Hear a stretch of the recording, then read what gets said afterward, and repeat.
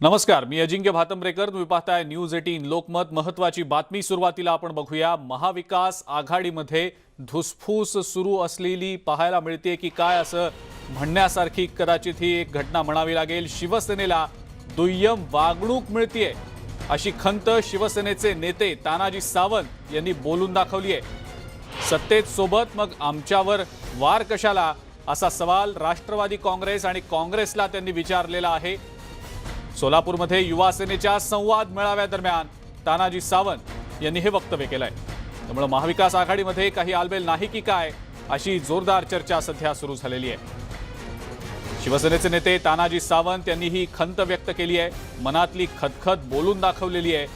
सत्तेत काँग्रेस आणि राष्ट्रवादी आमच्या सोबत आहेत, तर मग आमच्यावर वार कशाला, असा सवाल त्यांनी राष्ट्रवादी काँग्रेस आणि काँग्रेसला विचारलेला आहे.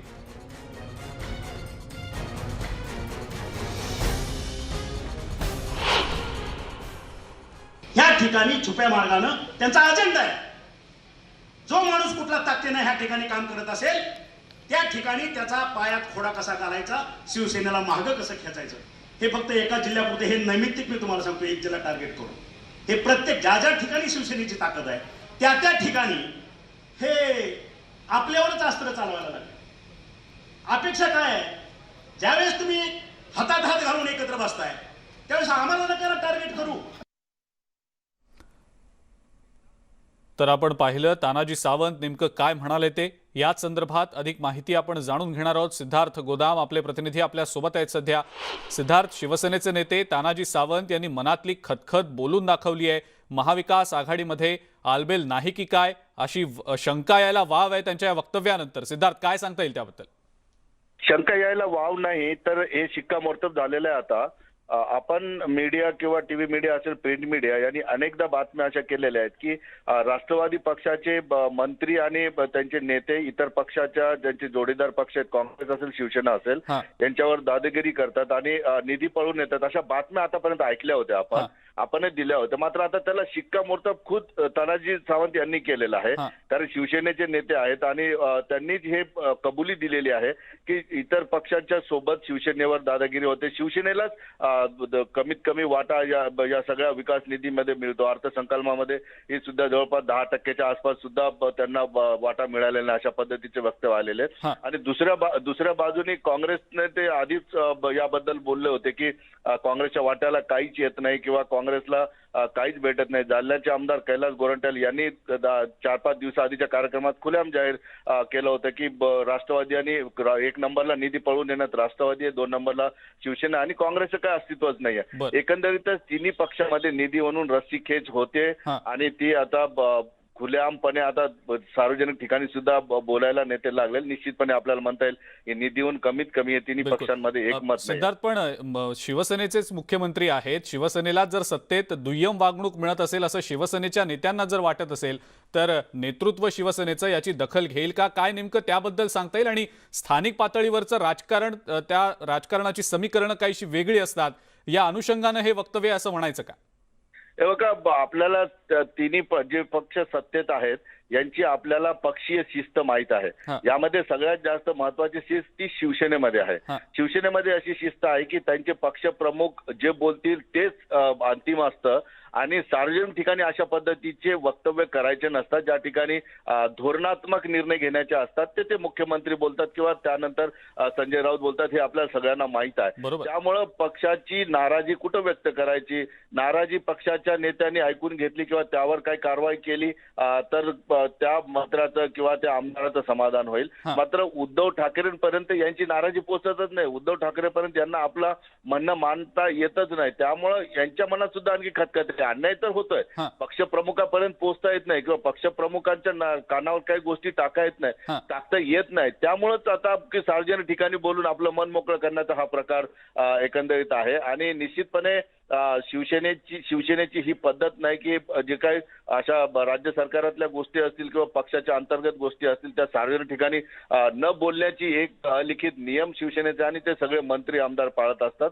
मात्र तानाजी यांनी आता ती खतखत बोलून दाखवली. यानंतर अनेक शिवसेनेच्या मंत्री किंवा आमदारांनी जर या पद्धतीची नाराजी बोलून दाखवली तर आपल्याला नवल वाटायला नको. बिलकुल. तानाजी सावंत म्हणतायत, सत्तेत आपण जर सोबत आहोत तर मग आमच्यावरच वार कशाला, आम्हालाच का टार्गेट केलं जातं असा सवाल ते विचारतायत. राष्ट्रवादी आणि काँग्रेसला मनातली खतखत ते बोलून दाखवतायत.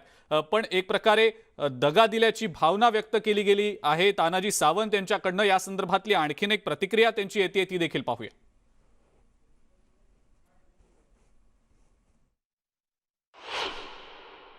काँग्रेस राष्ट्रवादी एकत्र आले, त्यांनी त्यांचा अध्यक्ष आणि उपाध्यक्ष निवडला, सेनेला त्यांनी विचारले आणि मग प्रत्येक ठिकाणी गेले 2-2.5 वर्षामध्ये अशा पद्धतीचाच अपमानित व्हायचा असेल, अशा पद्धतीचाच दगाफटका होणार असेल तर साहेब एक नम्र विनंती, कळकळीची विनंती सर्व शिवसैनिकातर्फे या महाराष्ट्रातल्या आपल्याला विनंती करतोय, कुठंतरी आपल्याला सिरियस होणं गरजेचं आहे.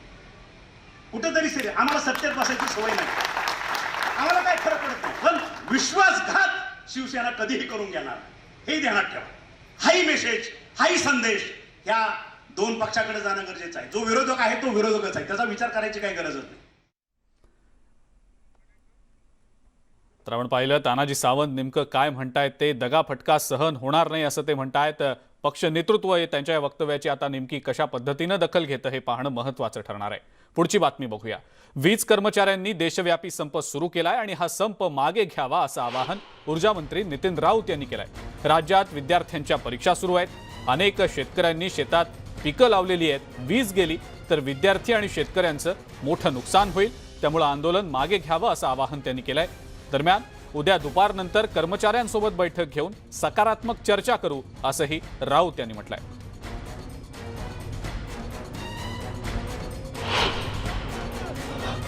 उष्णतेचा उच्चांक वाढलेला आहे.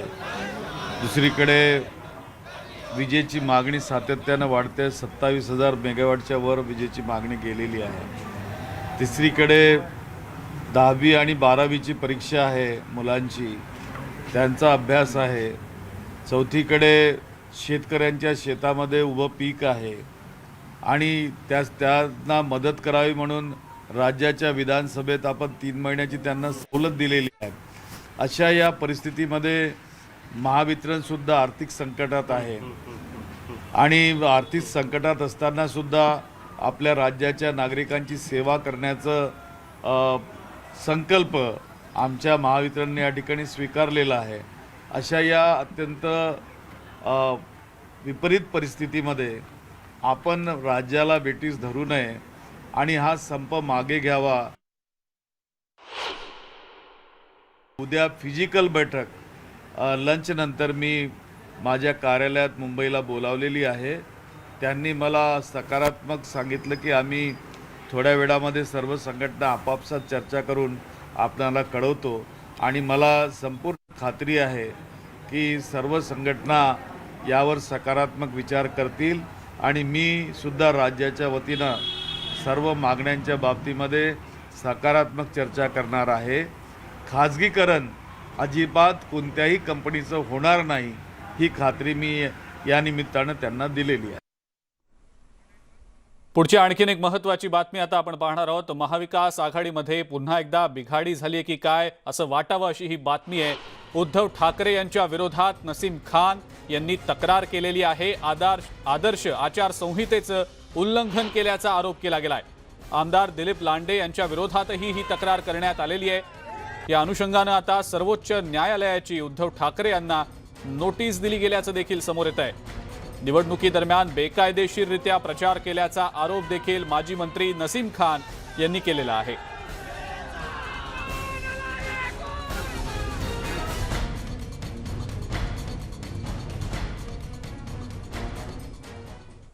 दरम्यान न्यायालयाचा निर्णय जो काही असेल तो मान्य असेल अशी प्रतिक्रिया शिवसेनेचे आमदार दिलीप लांडे यांनी दिलेली आहे.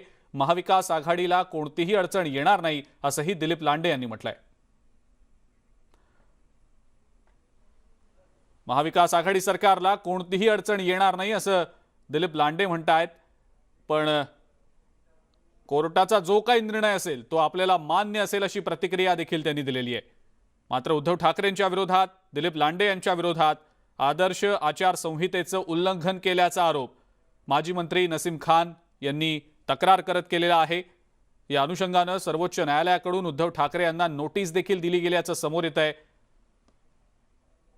त्यामुळे महाविकास आघाडीमध्ये पुन्हा एकदा बिघाडी होतीये की काय अशीच एकंदरीत चर्चा सुरू आहे.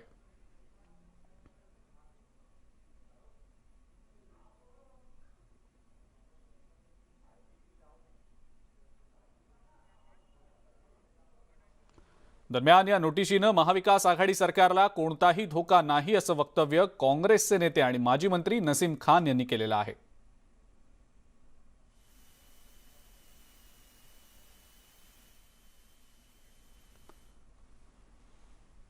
उद्धव ठाकरेंच्या विरोधात नसीम खान यांनी तक्रार केलेली आहे. दिलीप लांडे यांच्या विरोधात देखील त्यांनी तक्रार केलेली आहे.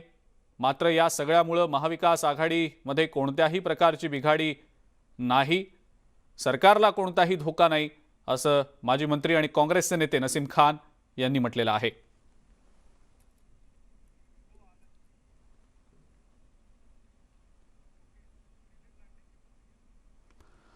याच संदर्भात सुरुवातीला आमदार दिलीप लांडे यांनी नेमकी काय प्रतिक्रिया दिली आहे ते देखील पाहूया. आपल्यासोबत बातचीत करण्यासाठी आहे शिवसेनेचे आमदार दिलीप लांडेजी. सर्वोच्च न्यायालयाने उद्धव ठाकरे यांना नोटीस दिली आहे. आचारसंहितेचा भंग केल्याप्रकरणी नसीम खान यांनी कोर्टात SLP दाखल केली आहे. या दरम्यान एकंदरीत प्रचारादरम्यान त्यांनी कायद्याचं उल्लंघन केलं असलंही आदरणीय पक्षप्रमुख आणि मुख्यमंत्री त्यांना आदरणीय न्यायालयाची कुठली नोटीस आली का काय याच्याबद्दल मला काही माहिती नाही. आणि कोणी काय केलंय आणि कोण काय करणार हा प्रत्येकाचा प्रश्न आहे. त्यामुळं न्यायालयाचा जो निर्णय येईल तो मला आणि माझ्या पक्षाला मान्य आहे.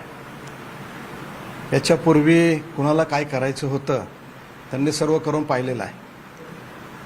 निवडणूक आयुक्तांकडं तक्रार केली, निवडणूक आयुक्तांनी तक्रार ऐकली, रीतसर चौकशी झाली, फेटाळून लावली. त्याच्यानंतर उच्च न्यायालयामध्ये तक्रार केली, उच्च न्यायालयाने सर्व चौकशी केली, पाहणी केली आणि निवडणूक आयुक्तांच्या आचारसंहितेचं पण त्या ठिकाणी पाहणी केली. अशा पद्धतीने ज्यावेळी उच्च न्यायालयाने सांगितलं त्यावेळी उच्च न्यायालयाने पण ती याचिका फेटाळून लावली. नाही, पण सर्वोच्च न्यायालयाने मात्र ती याचिकेवर नोटीस पाठवली आहे आणि त्यामध्ये दखल घेतली आहे. त्यामुळे कुठे ना कुठे असं वाटतं की प्रचारादरम्यान आचारसंहितेचा भंग केला असं या ठिकाणी नमूद करायला पाहिजे. नाही, दखल घेतली म्हणजे न्यायालयात फक्त ते सबमिट झालेले आहे. दखल घेतली म्हणजे त्याच्यावरती कुठलं डिसिजन दिलेलं नाही आहे, ते न्यायालयामध्ये दाखल झालेले आहे. नवनाथसह विनोद राठोड, न्यूज 18 लोकमत, मुंबई. दिलीप लांडे यांचं नेमकं काय म्हणणं हे आपण पाहिलं. याच संदर्भात तक्रार करणाऱ्या माजी मंत्री नसीम खान यांची नेमकी काय भूमिका आहे ते देखील पाहूया. आपल्यासोबत बातचीत करण्यासाठी आहे काँग्रेसचे वरिष्ठ नेते नसीम खानजी. आपण मुख्यमंत्री उद्धव ठाकरे यांच्या विरोधात एक SLP दाखल केली आहे, कोर्टामध्ये ते प्रलंबित आहे. काय नेमका तो विषय आहे, कशा प्रकारचं त्यामध्ये आपली अपेक्षा आहे की यामध्ये काय निर्णय आला पाहिजे? नाही, विषय असा आहे की 2019च्या जे निवडणुका होता त्या निवडणुकाच्या वेळी प्रचाराचा काळ संपल्यानंतर शिवसेना प्रमुख अनिल परब आणि उमेदवार ह्या सर्वांनी सभा घेतली, पदयात्रा काढली आणि मॉडेल कोड ऑफ कंडक्टचा व्हायलेशन झाला होता. त्या ठाण्यामध्ये केली होती, परंतु कुठेही कारवाई करण्यात आली नाही. म्हणून आम्ही त्याच वेळी मुंबई हायकोर्टामध्ये एक इलेक्शन पिटिशन दायर केली होती आणि हायकोर्टाने संपूर्णपणे सुनावणी न करता तो खारिज केल्यामुळे सुप्रीम कोर्टामध्ये आम्ही SLP दाखल केलेली आहे आणि त्याची सुनवाई झालेली आहे आणि हायकोर्टाला सुप्रीम कोर्टानं सुद्धा वाटलं आहे की ह्याच्यावर मॉडेल कोड ऑफ कंडक्टचा उल्लंघन आहे असा प्रायमा फेसी सर्वांना वाटलं आहे. तर त्या नोटीस इश्यू केलेली आहे आणि वाटतं की 6 वीकच्या नंतर पुढची सुनवाई आहे. उद्धव ठाकरे यांचं नाव या नोटीसमध्ये नमूद करण्यात आलं आहे.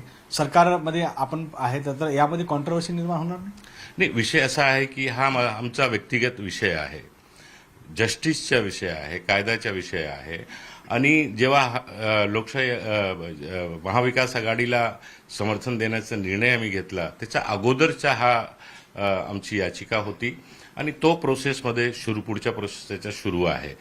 आणि राहिला प्रश्न महाविकास आघाडीचा, तर महाविकास आघाडीवर ह्याचा कुठलाही परिणाम होणार नाही. शिवसेनेला समर्थन कॉमन मिनिमम प्रोग्रामाच्या आधारावर काँग्रेस पक्षाने दिलेला आहे. जोपर्यंत ही सरकार कॉमन मिनिमम प्रोग्रामाच्या आधारावर चालेल तोपर्यंत ह्या सरकारला कुठल्याही प्रकारचा धोका नाही. याच्यामध्ये काय मुद्दा कोणाला मिळेल हा एक न्यायप्रविष्ट विषय आहे, मॉडेल कोर्ट ऑफ कंडक्टच्या उल्लंघनाचा विषय आहे, माझा व्यक्तिगत माझ्यासोबत हे झालेला अन्याय आहे, म्हणून मी कोर्टामध्ये दाद मागण्यासाठी गेलेलो आहे. व्हिडिओ जर्नलिस्ट नवनाथ सहा, विनोद राठोड, न्यूज 18 लोकमत, मुंबई. पुढची महत्त्वाची बातमी बघूया. विधान परिषदेचे विरोधी पक्षनेते प्रवीण दरेकर मुंबई हायकोर्टात त्यांनी याचिका दाखल केलेली आहे. अटकपूर्व जामिनासाठी त्यांनी ही याचिका दाखल केली आहे. या याचिकेवर उद्या सुनावणी होणार आहे. सत्र न्यायालयानं त्यांचा अटकपूर्व जामीन अर्ज फेटाळलेला होता. उद्या दरेकर यांची अटक न होण्याची मुदत संपतीये. त्यामुळे प्रवीण दरेकर यांनी आता हायकोर्टात धाव घेतलेली आहे.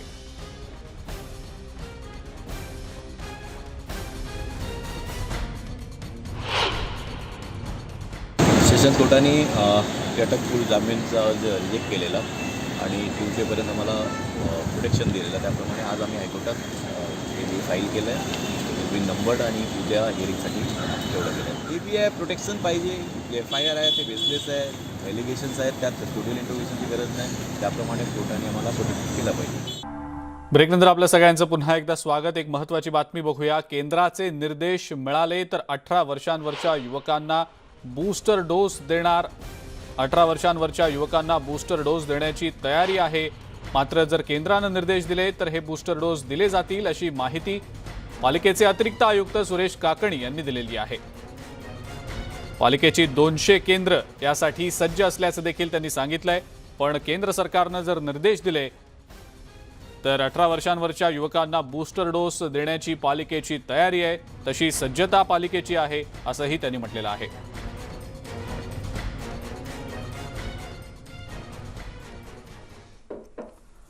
आणि या सगळ्या महत्त्वाच्या बातम्यांसोबतच बुलेटिनमध्ये वेळ झाली इथंच थांबण्याची. ताज्या बातम्या आणि अपडेट्ससाठी बघत राहा फक्त न्यूज 18 लोकमत.